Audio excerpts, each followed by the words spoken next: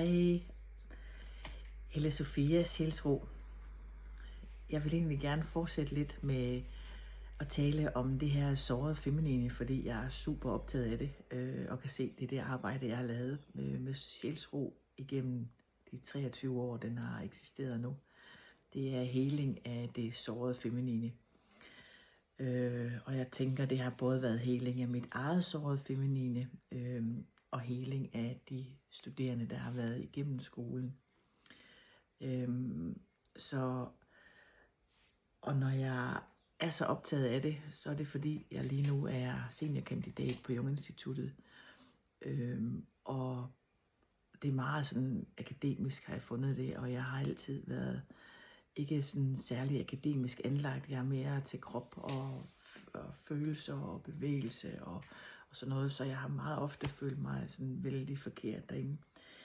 Men jeg har dykket ned i en gren af sådan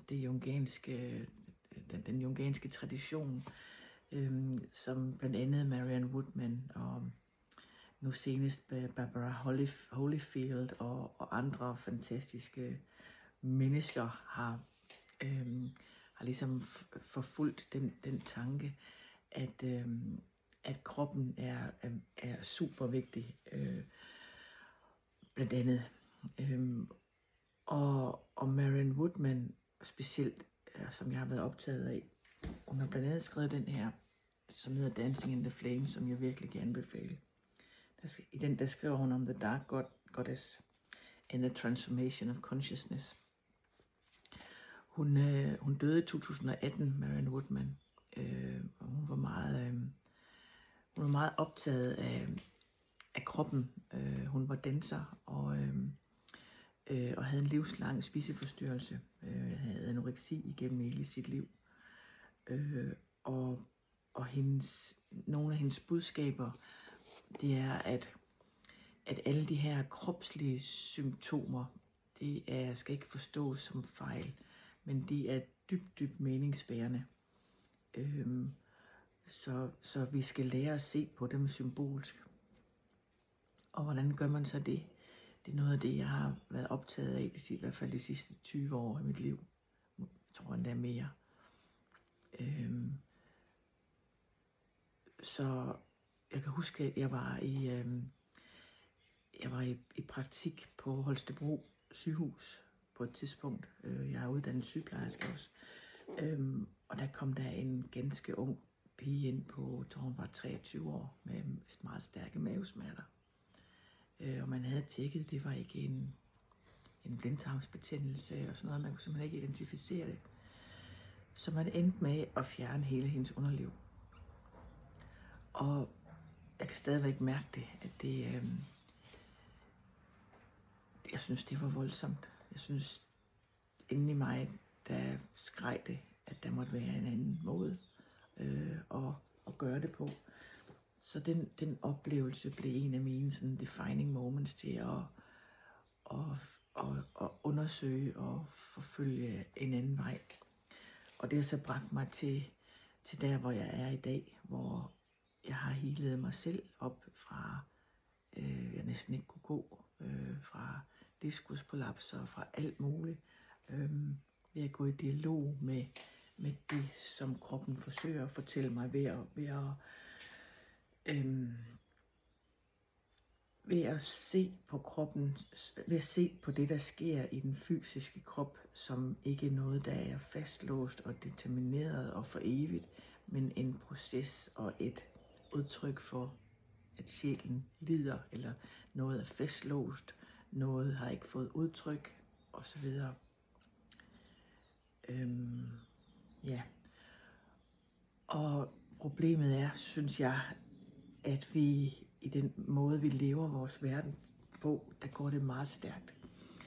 Det er meget logos over eros. Det er meget, vi skal have resultater. Vi skal videre.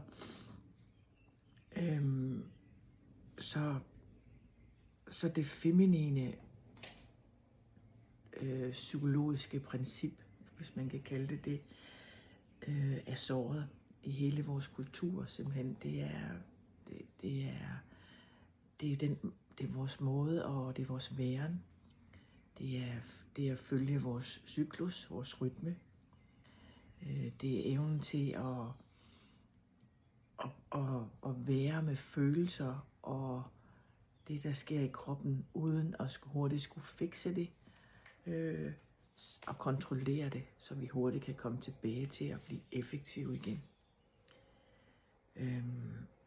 Det er det, jeg mener med det sårede feminine, som jeg er stærkt inspireret af Marianne Woodman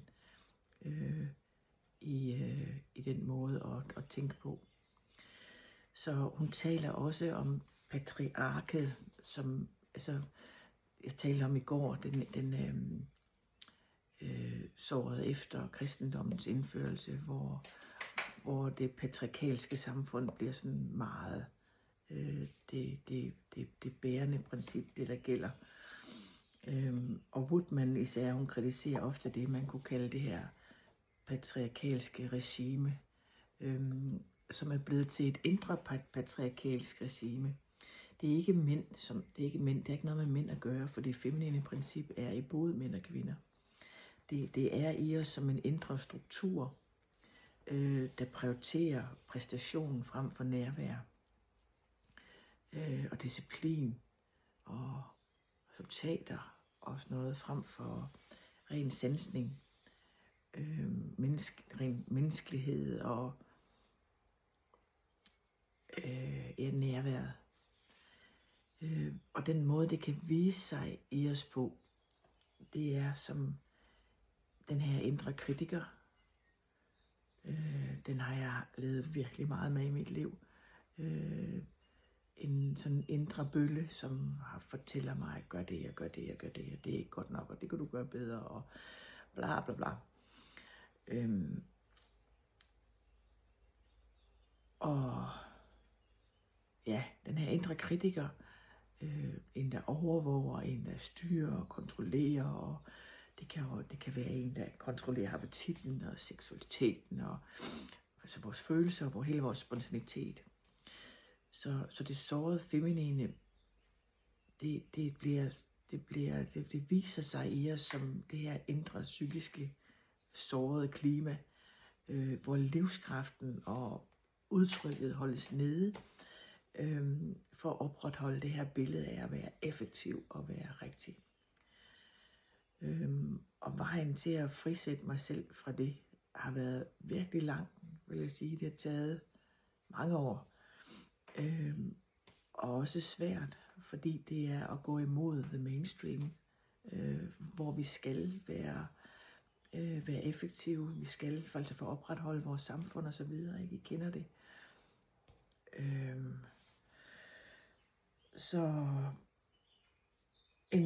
en måde, vi kan frisætte os selv på, en ganske lille simpel øvelse, du kan starte med, det er at starte med at mærke, hvordan har jeg det lige nu. Giv dig selv et øjeblik, og lige blive stille, og starte med at spørge, hvordan har jeg det egentlig lige nu.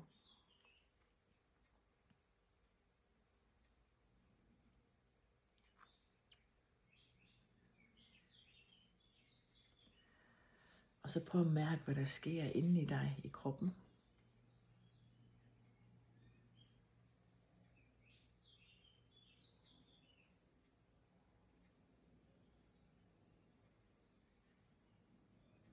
Og så prøv at spørge, hvis den her fornemmelse havde en farve, hvad for en farve ville det så være?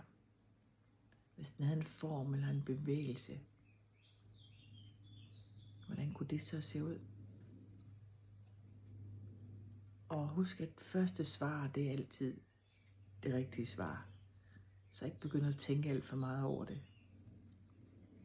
Og hvis du har adgang til papir og farveblyant eller tusser eller noget, så er det en rigtig god idé lige at give det et udtryk på papiret.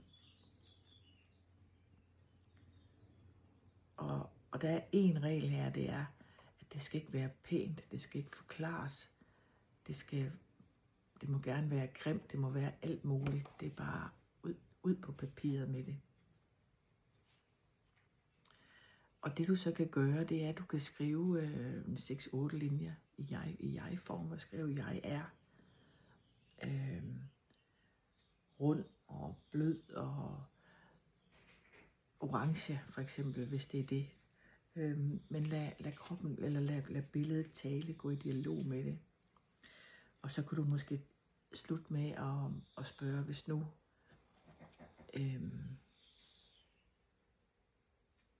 hvis du har, hvad har du brug for? Hvad for en lille venlig handling kan jeg gøre for dig, da du lægger ud på papiret? Kan jeg gøre for dig i dag?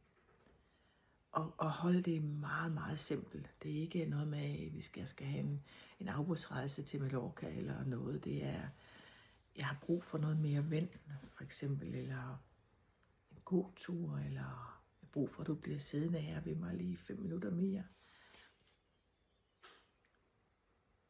Sådan lidt i den stil.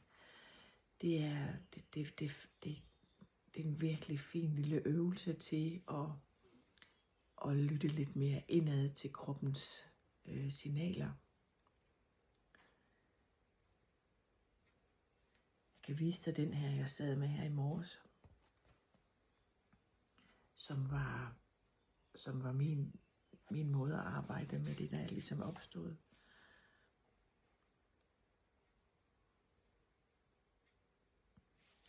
Og jeg tror, at i morgen eller en af de kommende dage, der kunne jeg tale lidt ind i symbolerne. Hvordan man så kan gå i dialog med billedet her, for at få noget bevidsthed på, og hvad et symbol egentlig er, og så videre. Så med det, så vil jeg sige tak for i dag, og ønske dig en virkelig god dag.